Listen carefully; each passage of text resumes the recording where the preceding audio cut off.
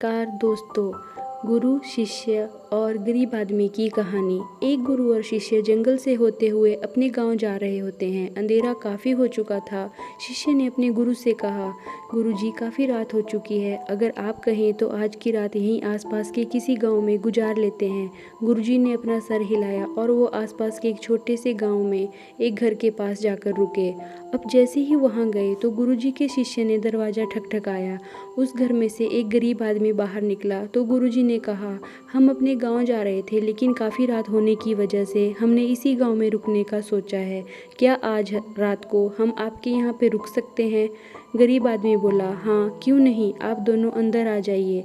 अब जैसे ही गुरुजी अंदर गए तो उन्होंने देखा कि उस आदमी के घर में बहुत ज़्यादा गरीबी थी दोस्तों। गुरुजी ने उससे पूछा कि आप क्या काम करते हैं?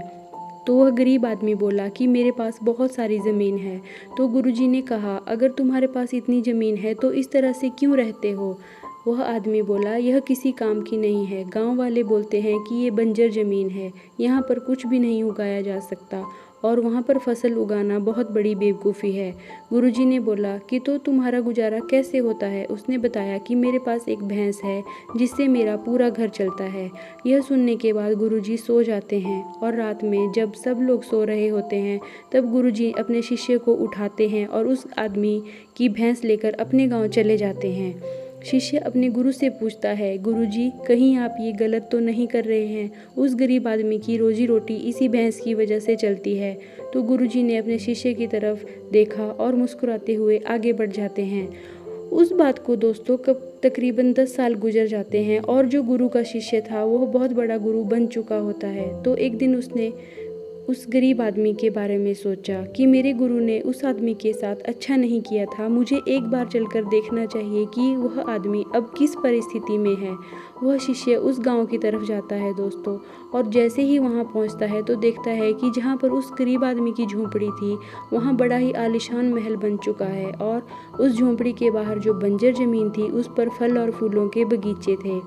तभी उधर से उस घर का मालिक आता है। शिष्य उसे पहचान लेता है और उस आदमी को बताता है कि तुमने मुझे नहीं पहचाना, मैं अपने गुरुजी के साथ यहाँ आया था और एक रात के लिए हम आपके यहाँ पे रुके भी थे। आदमी उसे पहचान लेता है और कहता है, उस रात आप कहाँ चले गए? और उस रात के बाद ही मेरी भैंस भी कहीं चली गई थी, मेरे पास कोई रास्ता नहीं था, तो मैंने अपनी ज़मीन पर मेहनत की और फसल निकल आई और आज मैं इस गांव का सबसे बड़ा और सबसे अमीर आदमी बन चुका हूँ। ये सुनने के बाद शिष्य की आंखों में अपने गुरु के लिए आंसू आ गए दोस्तों। उसे ये बात अब समझ आई और वो रोने लगा। इस कहानी से हमें ये सीख मिलती है कि हमारे अंदर बहुत सी ऐसी टैलेंट छुपे हुए हैं, लेकिन हमें कोई ना कोई चीज़ रोक कर रखती है। वो आपके फैमिली वाले भी हो सकते हैं, आपकी जॉब भी हो सकती है, कुछ और भी हो सकता है दोस्तों। आपको देखना होगा कि आपके आसपास भैंस जैसी कोई दूसरी चीज़ तो नहीं है जिसने आपको आगे बढ़ने से रोक रखा है। धन्यवाद।